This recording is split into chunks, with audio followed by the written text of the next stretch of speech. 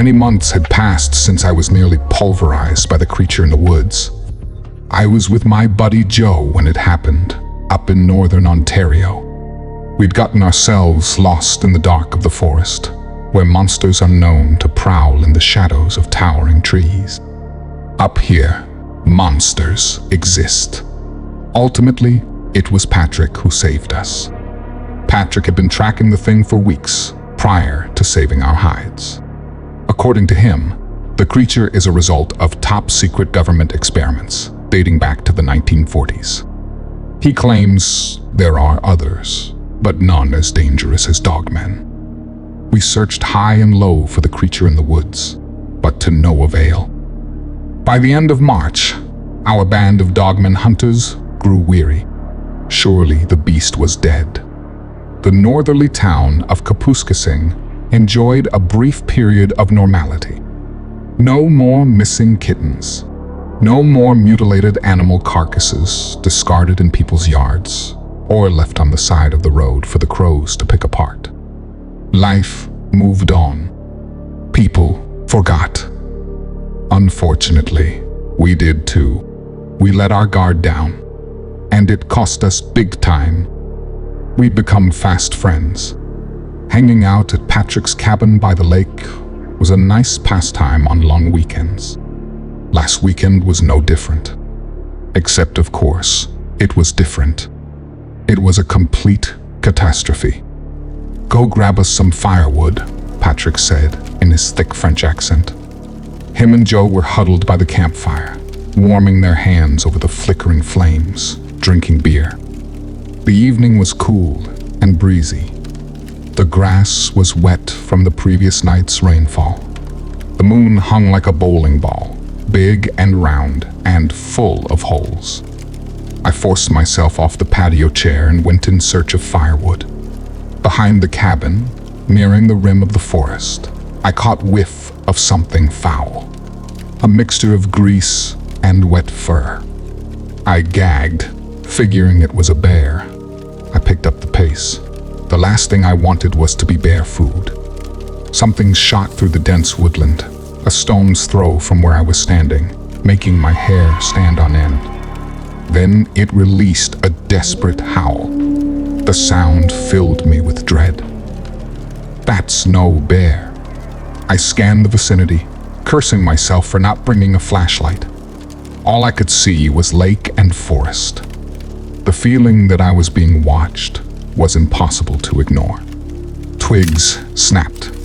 I spun around like a superhero. Two laser-red eyes were peering at me through the thick of the brush. Dogman. I scampered back to camp like a scared puppy. Patrick was yammering on and on about his precious habs and why they'll do better next year. He was furious. Never mess with a French Canadian when it comes to hockey, especially when you're dealing with the Montreal Canadiens. "Guys," I said, dropping the wood in front of the fire.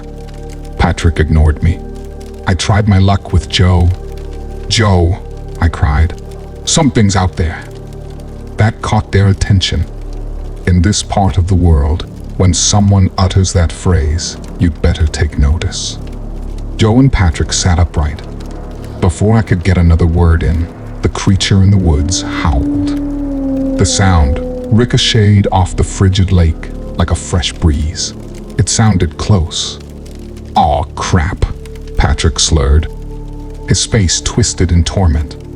This is a man who prides himself on being prepared, which none of us were at that moment.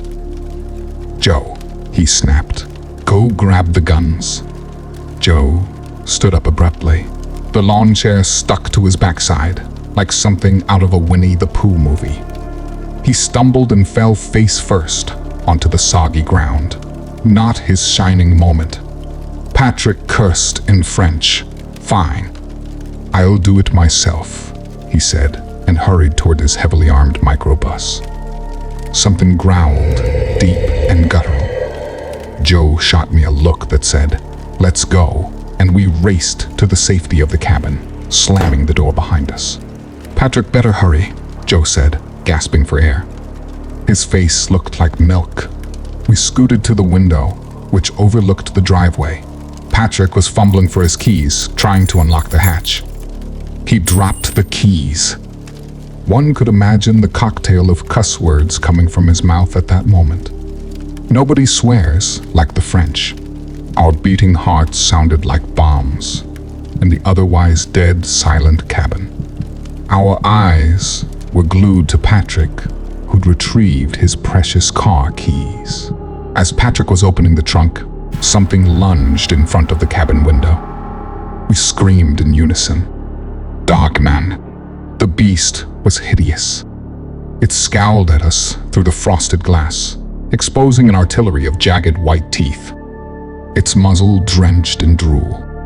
It stood on its muscular hind legs, flexing its jangly claws inches from our faces. I gasped. This was the dogman that nearly tore me to shreds a few months earlier. The door handle turned as the creature clawed at the cabin door, trying to get inside.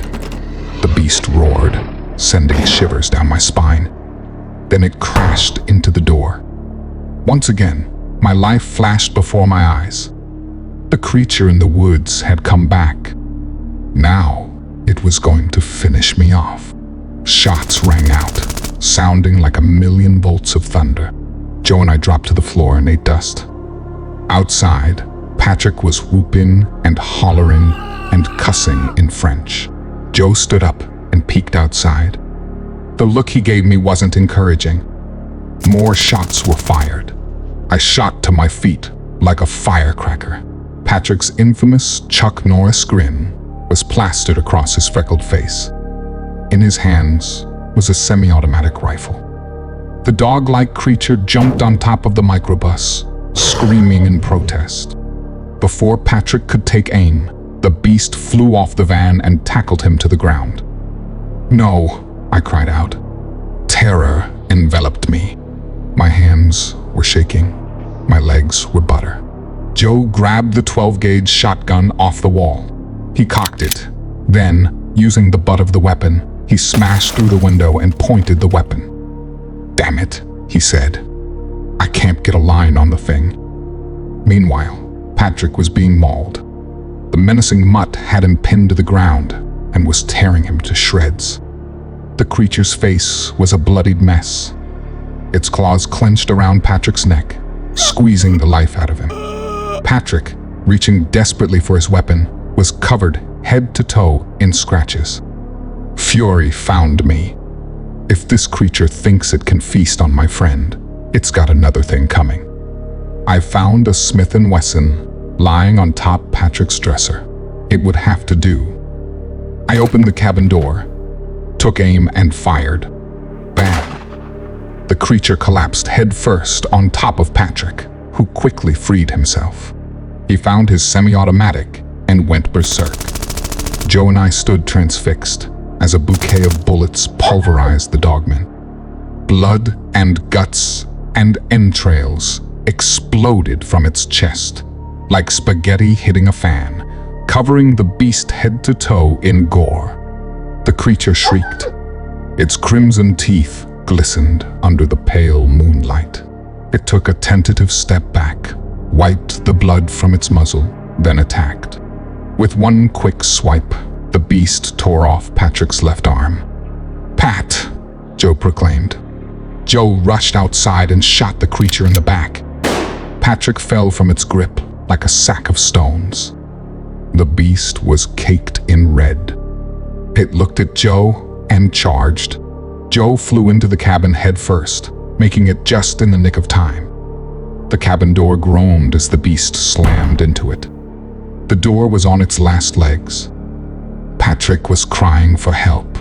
"We gotta save him," I said, in between bouts of hysteria. Joe was trembling. He'd nearly been dogman food. I know the feeling. The animal was clawing at the door, grunting. "The freezer," I said. "Of course," Joe said, reading my mind. "Dogs like food, especially meat, something this cabin has plenty of." I found a pack of frozen moose steaks from the freezer. The creature was crouched over Patrick, ready to finish him off. I whistled. stealing its attention, then tossed the meat out the door. The beast started sniffing the offering. Its tongue was dripping with blood. Patrick's blood. The dogman raised its ugly head. Then it attacked the steaks like a hungry bear. Meanwhile, Patrick's intestines spilled across his blood-stained sweater as his lifeless body lay on sodden soil next to an arm that moments ago belonged to him. The monster was gnawing away on the frozen flesh, grunting and groaning. The sound was sickening. Joe cocked and fired. The shot went wide. "Damn it," he said, shaking his head in dismay. The dog creature dropped the meat and looked at me with venom. I shot the thing square between its eyes. Blood exploded from the beast's head in every direction. I fired again, hitting it in the leg. By now, I was fuming. Vengeance was mine. The creature dropped to its knees. Fresh blood ran down its face. My eyes darted towards Patrick, who was barely hanging on by a thread. Miraculously, he'd managed to prop himself up against the back of the van. He was panting. Blood was pouring out of him like wet paint. The creature cried out, sending a wave of chills down my spine. Something called back. Then another. There were others. "There must be more of them," I said, barely recognizing the sound of my voice. The howling continued. A pack of dogmans filled the endless night with song. Joe came up behind me. His eyes told me everything I needed to know. "On 3, he whispered. Joe counted. On 3, the door swung open. Joe and I jumped outside, shooting the beast again and again. Its body obliterated by the onslaught of ammunition. The dogman floundered, but somehow held its ground. Finally, as our attack persisted, the creature retreated back into the thick of the forest, leaving a trail of blood and matted fur behind. Suddenly, the world went still. Patrick whimpered. "He needs a doctor," I said, fast. Joe called 911 while I stood next to Patrick, holding his one and only hand. It was iceberg cold. He was leaking a tremendous amount of blood. His eyes were barely open, his breathing shallow. Joe arrived with first aid. We tended to Patrick the best we could, but his prospects weren't good. This far north, ambulances are not waiting around the corner. They don't come on a whim. It took an hour before the helicopter arrived. Patrick was flown to the nearest hospital. The cops showed up soon thereafter with a boatload of questions. Apparently, they were acutely aware of this dogman creature and have been for quite some time. This didn't make me feel better. The thing was still lurking in the forest, not far from where we were standing. Joe and I sat around the fire until the sun came up. There was no sleep for us that night. We tried to convince ourselves that Patrick would be fine. He's the toughest guy we knew. If anyone could survive an assault of that magnitude, it's him. Meanwhile, we kept a close eye on the edge of the forest, waiting for the creature from the woods to return. Patrick called the following day. Sadly, the doctors couldn't save his arm, but they did save his life. He seemed in good spirits, but was heavily sedated and unable to talk for long. The weight of the world fell from our shoulders. I wouldn't worry too much about Patrick. Knowing him, he's plotting his revenge as I type this. I certainly wouldn't put it past him. Word travels fast in the north. The town of Kapuskasing was once again placed on high alert.